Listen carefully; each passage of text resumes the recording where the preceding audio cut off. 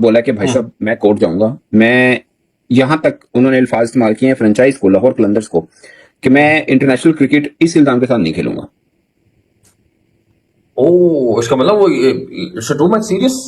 Yes series क्यों नहीं शोएब भाई, आपके मेरे लिए खाली ये खबर है ना, उनके लिए उनका करियर के ऊपर एक बदनुमा एक क्या बोलते हैं दाग है उनके करियर के ऊपर, ठीक है ना। ये वाली बात है, मेरे लिए भी बड़ी हैरानगी वाली बात है कि फखर जमान की तरफ से ये हुआ है। कोई और कर रहा होता तो कोई नाम ऐसे आते हैं कि जिन्होंने पहले भी कुछ किया हो तो बात समझ में आती है, लेकिन ये एक शरीफ आदमी है और खेलने में शरीफ आदमी नहीं है, फैंटी अच्छी लगाता है। हाँ। ये वैसे एक शरीफ आदमी है, तो ये मेरी समझ से बाहर है ये कैसे हो गया इससे। देखिए फखर जमान का आखिरी टाइम का कैरियर चल रहा है, एक आध 2 साल वो और खेलेंगे, 2027 का वर्ल्ड कप में उनकी नजरें हैं। अब इससे क्या होता है, अगर आप बोर्ड के ऊपर केस कर देते हो तो फिर आपके पास साथ चीजें बड़ी खराब हो जाती हैं, फिर आपकी जो सिलेक्शन है वो भी एक सवालिया निशान बन जाता है। ये है कि अब्बा साहब, ये मैंने आपको उस दिन भी कहा था, टू अर्ली हो गया, बहुत जल्दी हुआ ये फायर, इतनी जल्दी फायर यार। ओए एत फड़ा बोल, तू बोल टैमरिंग एला 5 रन। वो आप साहब ये यहाँ तो उसको माइक में बताया गया कि भाई ये तू कर ले। शाकिब जावेद साहब है, उन्होंने टीवी पे आन के बताया था कि हम लोग इस तरह ये करते हैं, इस तरह ये करते हैं। क्या यार, हम तो अच्छा क्या मैं कहूं इन बातों को कह के, और जो है अपने आप को बदनाम करने वाली बात है। जब भी आप बोर्ड से आप पंगा लेते हो फिर आपको कैरियर एंड हो जाता है। मुझे लगता है दोस्तों फखर जमान के जो एडवाइजर्स भी हैं, जो उनके मतलब जिन दोस्तों से वो मशवरे करते हैं, वो उनके मेरे दुश्मन ही लगते हैं, दोस्त शोस्त नहीं लगते हैं। मतलब एक सिंपल सी बात है, आपका कैरियर इतना थोड़ा सा रह गया है, अगर आपके ऊपर एक चीज लग गई, अब आप इसको साबित करते करते, बात ये होती है कि जो लोग एक चीज होती है ना कि आपके ऊपर एलिगेशन लगा और लोगों ने उसको मान लिया, वो चीज होती है कि आपको यार तब जाना होता है, जब तक कोर्ट का फैसला भी आएगा, और जब तक कोर्ट का फैसला भी आएगा, हो चुके होंगे, पता नहीं क्या 2 मैच की जो पाबंदी है, तो ये तो करना हो तो कर दे, ज्यादा लंबा ना करें। जो वो तो जो रूल्स में है ना, तो सी भाई जो रूल्स हैं उसके मुताबिक सजा तो होगी, चाहे उनका पास रिकॉर्ड जो भी कहता हो। बजाहिर आपको क्या लग रहा है, और सवाल यही है कि जरूरत क्या थी, इतना कौन सा ये बहुत बड़ा कोई अहम मैच था, लीग का पहला भी आपका मैच है, एक मैच आप जीत चुके हैं, तो जरूरत इसकी क्या पेश आ गया?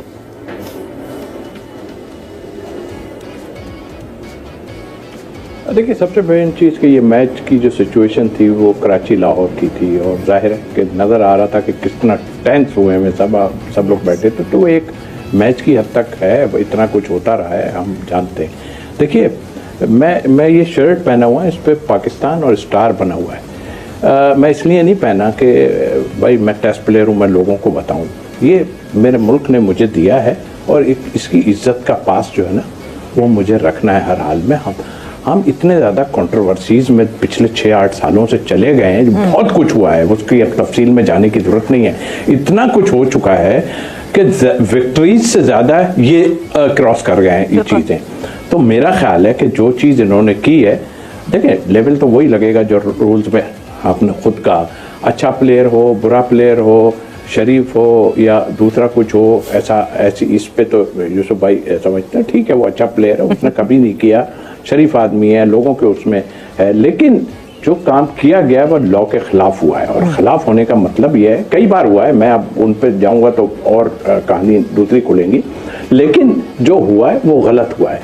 अब कुछ लोग अंपायर के उस पर कह रहे हैं कि यार उसको इतना, चूंकि वो आप, और फैसला ये आया कि फखर जमान के ऊपर जो सजा है वो बरकरार रहेगी और 2 मैचेस की पाबंदी रहेगी। तो इसके बाद अब खबरें ये आ रही हैं और गर्दिश कर रही हैं कि फखर जमान बड़े इस बात पे नाराज और वो ये इरादा रखते हैं कि शायद वो पाकिस्तान क्रिकेट बोर्ड और जो पीएसएल की मैनेजमेंट है उसके अगेंस्ट, वो जो मैच रेफरी ने उनके अगेंस्ट फैसला सुनाया, वो कोर्ट भी लेकर जा सकते हैं। लेकिन देखिए फखर जमान का आखिरी टाइम का कैरियर चल रहा है, एक आध 2 साल वो और खेलेंगे, 2027 का वर्ल्ड कप में उनकी नजरें हैं। अब इससे क्या होता है, अगर आप बोर्ड के ऊपर केस कर देते हो तो फिर आपके पास साथ चीजें बड़ी खराब हो जाती हैं, फिर आपकी जो सिलेक्शन है वो भी एक सवालिया निशान बन जाती है, और फिर आप टीम से बाहर हो जाते हो। जैसे भी आप देख लो तमरेज शमसी थे, उन्होंने एक एनओसी को लेकर क्रिकेट साउथ अफ्रीका पे केस कर दिया। अब क्या शमसी खेलेंगे? नहीं खेलेंगे, साउथ अफ्रीका की तरफ से कभी भी वो नहीं खेलेंगे। तो जब भी आप बोर्ड से आप पंगा लेते हो फिर आपको कैरियर एंड हो जाता है। मुझे लगता है दोस्तों फखर जमान के जो एडवाइजर्स भी हैं, जो उनके मतलब जिन दोस्तों से वो मशवरे करते हैं, वो उनके मेरे दुश्मन ही लगते हैं, दोस्त शोस्त नहीं लगते हैं।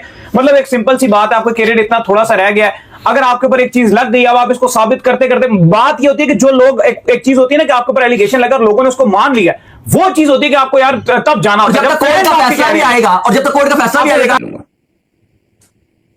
ओह, इसका मतलब वो it's too much serious. Yes series क्यों नहीं शोएब भाई, आपके मेरे लिए खाली ये खबर है ना, उनके लिए उनका करियर के ऊपर एक बदनुमा एक क्या बोलते हैं दाग है उनके करियर के ऊपर, ठीक है ना।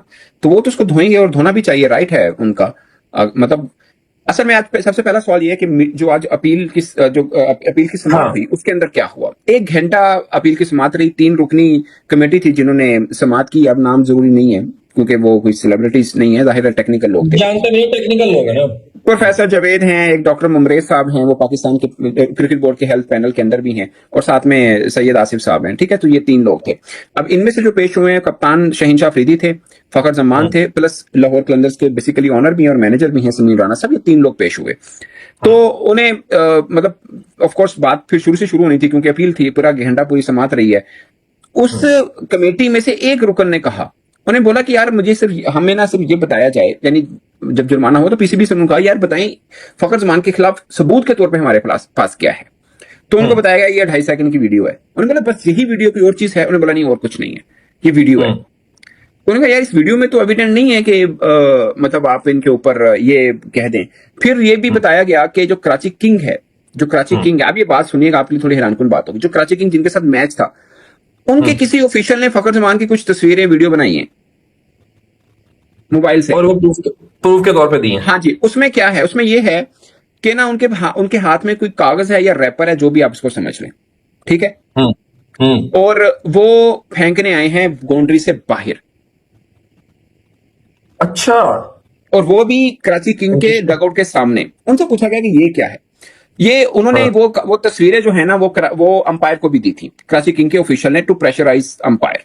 अब सुनिएगा, फखर ने कहा कि मैं जहां फील्डिंग कर रहा हूं ना, वहां पे जहां मैं फील्डिंग कर रहा हूं वहां पे ये जब से पीएसएल 2026 शुरू हुआ है, तब से पाकिस्तान क्रिकेट बोर्ड का, पाकिस्तान के खिलाड़ियों का, पाकिस्तान के ऑफिशियल का, सबका यहाँ पे जनाजा निकलना शुरू हो चुका है। हर एक दिन कुछ ना कुछ ऐसी खबर निकल के आती है और फिर पूरा पाकिस्तान और पाकिस्तान के अवाम जलील हो जाते हैं। पीएसएल शुरू होने से पहले से लेके पीएसएल के शुरुआत से लेके पीएसएल के बीच में तक, अभी तक इतना लंबा टाइम बीत चुका है, पीएसएल का आधा मैचेस खत्म हो चुके हैं, लेकिन फिर भी पाकिस्तान का जलील होना, जनाजा निकलना, ये सब कभी खत्म नहीं होगा। आपको याद होगा लाहौर कलंदर्स और कराची किंग्स के बीच में एक बहुत बड़ा कंट्रोवर्सी देखने को मिला था। शाहीन अफरीदी, हारिस रऊफ और फखर जमान के बीच में बॉल टेम्परिंग का एक्यूजेशन लगा था, लेकिन फिर बड़े आसानी से फखर जमान को इन लोगों ने स्केपगोट बनाया, फखर जमान को फंसा दिया।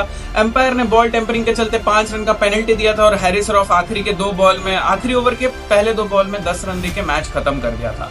लेकिन यहाँ पे कंट्रोवर्सी खत्म नहीं होता है। वो मैच खत्म होने के बाद मैच रेफरी ने फखर जमान को इंटरवीन किया और उससे पूछा कि बॉल टेम्परिंग के रिलेटेड क्या सीन है, क्या तुमने किया है नहीं किया। फखर जमान ने तो इनिशियली मना कर दिया, लेकिन फिर बाद में एक और हियरिंग हुआ था जहां पे ये डिसाइड किया गया कि फखर जमान के ऊपर लेवल 3 का ब्रीच डाला गया है, जिसका मतलब है कि फखर जमान को 2 मैचेस के लिए बैन किया गया पीएसएल में। अब आपको एक चीज ध्यान में रखना पड़ेगा कि बॉल टेम्परिंग का जो एग्जैक्ट प्रूफ है वो कैमरा में कैद नहीं हुआ है कि फखर जमान ने कोई बॉल टेम्परिंग की है। ये पूरा कहानी मैं आपको बताऊंगा, सुन के आपका होश उड़ जाएगा। लेकिन सबसे पहले तो आप ये समझ लो कि फखर जमान को ऐसे बॉल टेम्परिंग करते हुए कैमरा में कैप्चर नहीं किया गया है, तो ये कोई सॉलिड प्रूफ नहीं है। दूसरा चीज, फखर जमान को सिर्फ 2 मैचेस के लिए बैन किया गया पीएसएल में, उसका कोई भी सैलरी कट नहीं होगा, इन मैच फीस कुछ कट नहीं होगा। वैसे तो मैच फीस पीएसएल में ऐसा कुछ मिलता नहीं है, लेकिन फिर भी उसको इंटरनेशनल क्रिकेट में कोई ऐसा इंपैक्ट देखने को नहीं मिलेगा। सिर्फ ये डोमेस्टिक पीएसएल का 2 मैचेस के लिए बैंड है। लेकिन फखर जमान क्या करता है कि अपील करता है